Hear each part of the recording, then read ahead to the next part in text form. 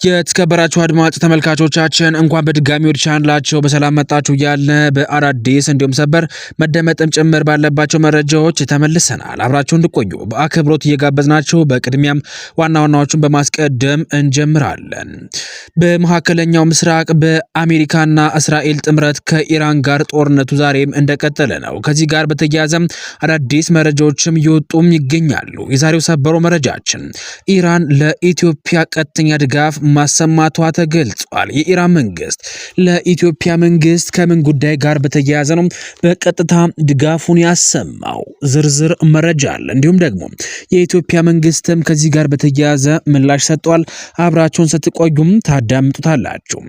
በመካከለኛው ምስራቅ በቀጠሉ ጦርነት 50 የኢራን ወታደራዊ አመራሮች እንደተገደሉም ተሰማ። እነዚህ 50 የኢራን ከፍተኛ አመራር ወታደሮች እነማን ናቸው? እንዲሁም ደግሞ ጥቃቱን የሚያሳይ ቪዲዮም ወጥቷል። አብራችሁን ስትቆዩ የምታዩት ይሆናል። በመካከለኛው ምስራቅም አዳሩን አዳዲስ መረጃዎችም እየወጡ የሚገኙ ሲሆን አብራችሁን ስትቆዩ የምታዳምጧቸው ይሆናሉ። እነዚህንና ሌሎች መደመጥ ያለባቸው መረጃዎችን ይዘን መጥተናል። አብራችሁን እንድቆዩ በአክብሮት እየጋበዝንም በቀጥታ ወደ ዝርዝር መረጃዎቻችን እንሸጋግራለን።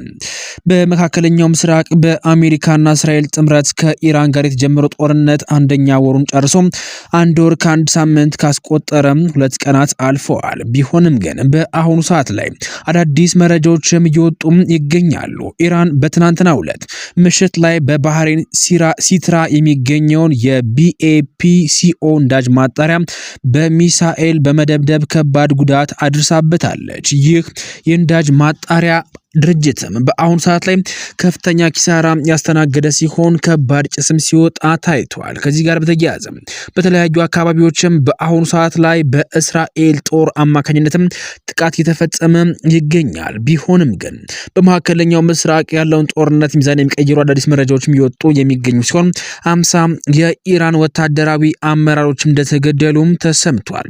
እንደ ፎክስ ኒውስ ዘገባ ከሆነ ከ50 በላይ የሚሆኑ የኢራን ከፍተኛ ወታደራዊ መሪዎችም ትናንትና ምሽት ላይ አሜሪካ በፈጸመችው የአየር ጥቃት መሞታቸውን ዘግቧል። ትራምፕ በቴህራን የተፈጸመው የአየር ጥቃት ቪዲዮ አጋርተው በርካታ የኢራን ወታደራዊ አመራሮች መሞታቸውን በትሩዝ ገጻቸው ላይ አስፍረዋል። ይህ ከላይ የምትመለከቱትም ዶናልድ ትራምፕ ያሰራጩት የቪዲዮ መግለጫ ሲሆንም ይህ ጥቃትም በዚህ ጥቃት አማካኝነትም ከ50 በላይ የሚሆኑ የኢራን ወታደራዊ አመራሮችም እንደተገደሉ ነው የተሰማው መረጃም እያመላከተው። በተከታዩ መረጃችን ከትናንትና በስቲያ ማለትም አርብ ዕለት አንድ የአሜሪካ ጀት መመታቱ የሚታወስ ሲሆን ከዚህ ጋር በተያያዘም በአሁኑ ሰዓት ላይ አዳዲስ መረጃዎችም እየወጡም ይገኛሉ። ለአንድ ፓይለትም $386 ሚሊዮን አሜሪካ እንደወጣች ተሰምቷል።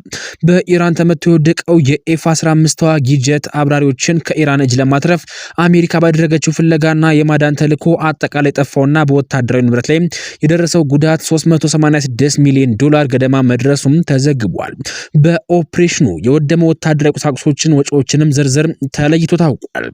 ኤፍ-15ኢ ስትራይክ ኤግል ዋጋው $1 ሚሊዮን ሲሆን አንድ ኤ-10 ተንደር ኤም ዋጋው $18.8 ሚሊዮን ሲሆን 2 ሲ-130 ሄርክለስ ዋጋቸው ከ150 እስከ $200 ሚሊዮን የሚገመቱና አንድ ኤምኤች-6 ሊትል በርድ ዋጋው $7.5 ሚሊዮን የሚያወጣና 2 ኤምኪው-9 ሪፐር ድሮን ጠቅላላ ዋጋቸው ከ30 እስከ $60 ሚሊዮን የሚያወጡ ናቸው። ከላይ የተዘረዘሩት ፓይለቶችን ለማግኘት ሲባልም የወደመ ወታደራዊ ቁሳቁስ ሊሆኑ ፓይለቶቹን ለማዳን በተደረገው ኦፕሬሽን አጠቃላይ ከ$386 ሚሊዮን በላይ ወጥቷል። ይህ እርምጃ ለዜጎቻቸው ምን ያክል እንደሚቆረቆሩም ያሳየ ነገር ነው ተብሎም በተለያዩ መረጃ ምንጮችም እየተወራላቸው ይገኛል። በዚህ ጥቃት ላይ የአሜሪካውን አብራሪ ለመታደግም የእስራኤል ኮማንዶ ጦርም ተሳትፏል። አሜሪካዊውን የጦር አውሮፕላን አብራሪ ከኢራን ምድር ለማስመለስ በተደረገ እጅግ አደገኛ ኦፕሬሽን ላይ የእስራኤል ልዩ ኮማንዶ ኃይሎች መሳተፋቸውም ተሰምቷል። ለኢራን ኢንተርናሽናል መረጃ የሰጡ የእስራኤል ምንጮች እንደገለጹት ከሆነ የታወቁት የሻልዳግና ሳይረት ማትካል የኮማንዶ ክፍሎችም በዘመቻው ለቀጥተኛ ተሳትፎ አድርገዋልም ተብሏል። ይህ 36 ሰዓት የፈጀው ኦፕሬሽን ኦፕሬሽን እጅግ አስቸጋሪ የነበረ ሲሆን በሂደቱም አንድ የአሜሪካ ሄሊኮፕተር ጥቃት ቢሰነዘርባትም በሰላም ወደ ጣቢያዋ መመለስ መቻሏም ታውቋል። የእስራኤል ጠቅላይ ሚኒስትር ቤንያሚን ኔታንያሁ በዘመቻው ስኬት የተሰማቸውን ደስታ ገልጸው ለፕሬዝዳንት ዶናልድ ትራምፕ የእንኳን ደስ አላችሁ መልእክትም አስተላልፈዋል። ጠቅላይ ሚኒስትሩ ኦፕሬሽኑ አስደናቂ ስኬት ሲሉ የገለጹት ሲሆን ነጻ ማህበረሰቦችን በልበ ሙሉነትና በቁርጠኝነትም ሲንቀሳቀሱ የጨለማና የሽብር ኃይሎችም ድል ማድረግ እንደሚችሉ ማሳያ ነው ብለዋል። የእስራኤሉ ጠቅላይ ሚኒስትር ቤንያሚን ኔታንያሁ አክለው ይህ ኦፕሬሽን ማንም ወደ ኋላ አለመተው የሚለውን የተቀደሰ ወታደራዊ መርህም በተግባር ያረጋገጠ መሆኑንም ገልጸዋል። እስራኤልና አሜሪካ ያላቸውን ታጠቀ ወታደራዊና ደህንነት ትብብር በኢራን እምብርት ላይ ያሳዩት ይህንን ክስተት በመካከለኛው ምስራቅ ያለውን ወታደራዊ ሚዛን ዳግም ያመላከተ ሆኗል።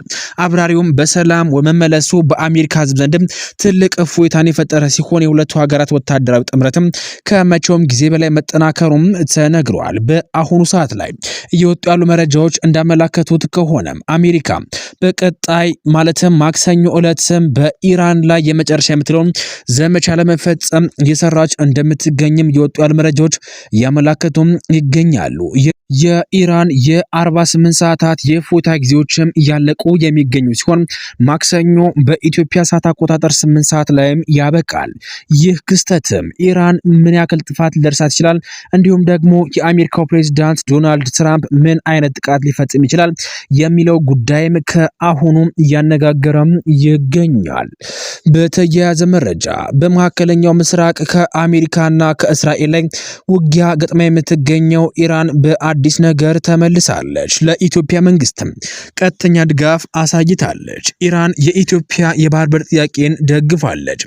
ኢራን የኢትዮጵያ የባህር በር ፍላጎት ተገቢና የሚደነቅ መሆኑንም ገልጻለች። በኢትዮጵያ የኢራን እስላማዊ ሪፐብሊክ ባለሙሉ ስልጣን አምባሳደር አሊ አክባር ራዛኒ ከአሃዱ ሬዲዮ ጋር በነበራቸው ቆይታ ኢትዮጵያ በሰላማዊ መንገድና በድርድር የባህር በር ለማግኘት የምታደርገውን እንቅስቃሴ ለቀጠናው መረጋጋትና ለኢኮኖሚ እድገት ስም ወሳኝ መሆኑን አስታውቀዋል። አምባሳደሩ የኢትዮጵያ ወቅታዊ የኢኮኖሚ አቅምና የህዝብ ብዛት የባህር በር መዳረሻ እንዲኖረው የግድ የሚል መሆኑንም አጽንኦት ሰጠውበታል። መንግስትም ጥያቄውን በዲፕሎማሲያዊ መንገድ ለመፍታት የሚያሳየውን ቁርጠኝነት የሚመሰገን መሆኑን ገልጸው አምባሳደሩ አክለውም ሂደቱ በድርድርና ለሀገሪቱ ዘላቂ ዋስትና በሚሰጥ መልኩም መከናወኑም ለቀጠናዊ ትስስር የላቀ ፋይዳ እንዳለውም አመላክተዋል። በአሁኑ ሰዓት ላይ የወጣው ይህ የኢራን መንግስት ድጋፍም የተለያዩ የዓለማችን ሀገራትንም እያነጋገረም ይገኛል። ጉዳዮች እንዲሁም ደግሞ ነገሩስ ወዴት እያመራ ነው የሚል ጥያቄም እያስነሳ ይገኛል። የኢራን